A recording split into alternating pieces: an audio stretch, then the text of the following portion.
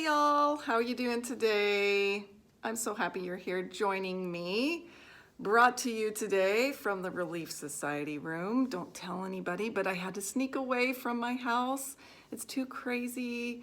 My baby, who is 16 months old, is just a screamer. So I snuck away a little bit, and I'm happy I'm here. I feel pretty peaceful here when nobody's around, but a subject came to me. I ran across something and I wanted to share it so badly with you guys. It's what do you do when those breakups happen and it's just fresh and you feel like you can't sleep, you can't eat, you can't focus on work.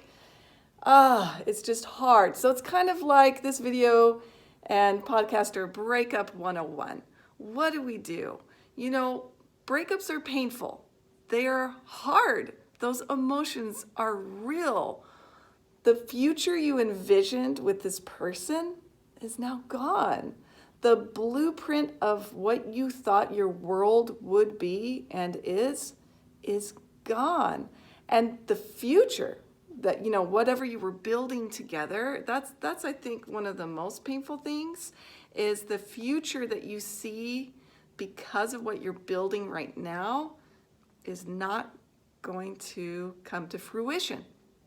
So Tony Robbins says that suffering is caused when our blueprint of the world does not match what the actual blueprint is, but that we have no control over it, or we think we don't have any control. So that's where suffering comes in, is when you don't think you have control over that blueprint that just switched. It's not matching reality. But today we're gonna take back our control of what we can do. So I came across, I love Mel Robbins, and she shares 3 things that you can do after a breakup. It's validate, separate, and celebrate. All right? So let's go through each one. Validate, what does that mean?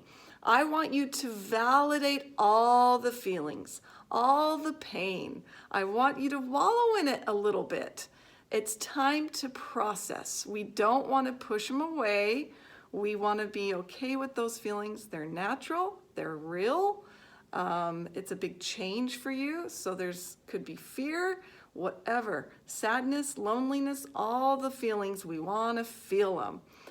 And the reason, so I want you to binge watch, you know, all those movies, maybe Grey's Anatomy. I want you to listen to the sad songs, put on some old Tim McGraw or Garth Brooks or what's his name, Sam Smith, and just wallow a bit, because what happens when we do that? Well, when we start to saturate those feelings of loneliness and sadness, and you keep listening to the sad songs and you keep watching the sad movies, what happens is you're going to get a little sick of it. You're going to hyper process. You're going to feel suffocated by it, and you're going to want to break out. I think of it as a baby can only cry for so long. You are going to want to change your state.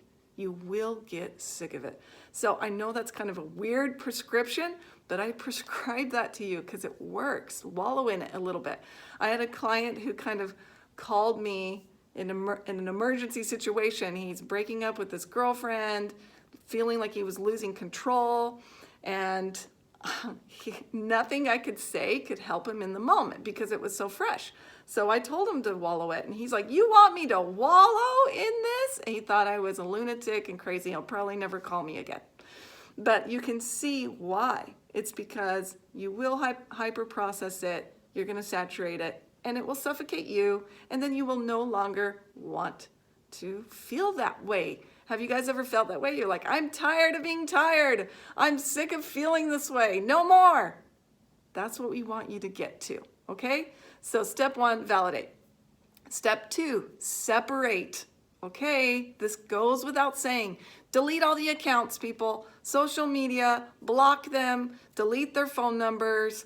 I even say to change, if you have children and you have to continue, you know, in some sort this relationship in a different way, change their name to their first initial and put it as lowercase. right? We just want to kind of change the meaning a little bit of what their name means to you and the triggers that it brings out.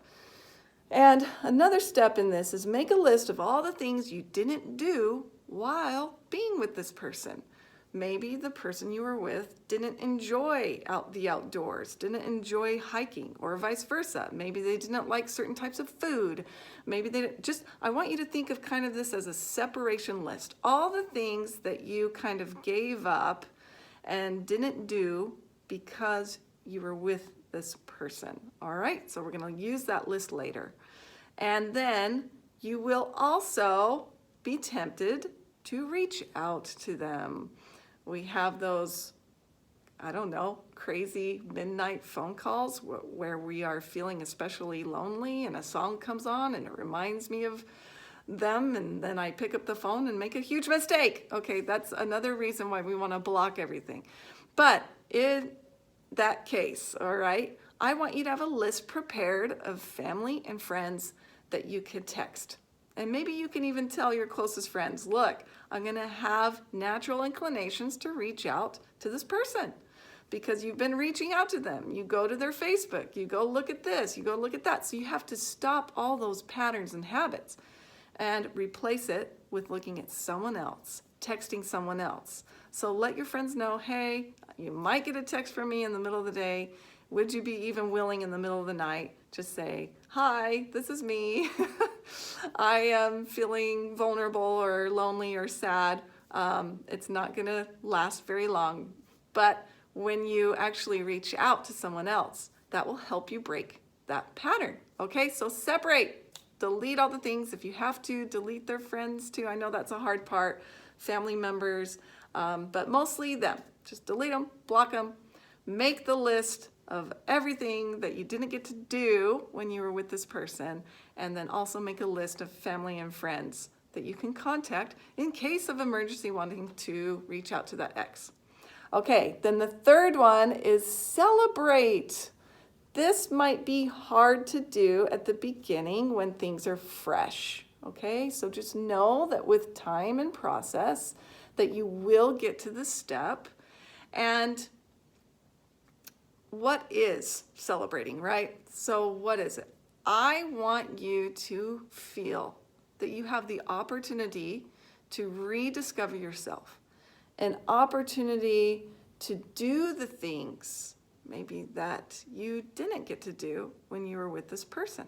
So break out that list from the separation key and take it and start doing them. Start doing them. Eat at the Indian restaurant that you never got to eat at. Go take the pottery class that maybe he thought wasn't a good idea. Go hiking, go camping, whatever. I also want you to celebrate yourself every day. So this is from Mel Robbins. She says, what can you do each day to celebrate you? I love that. Maybe it's a class that you were wanting to take. Maybe it's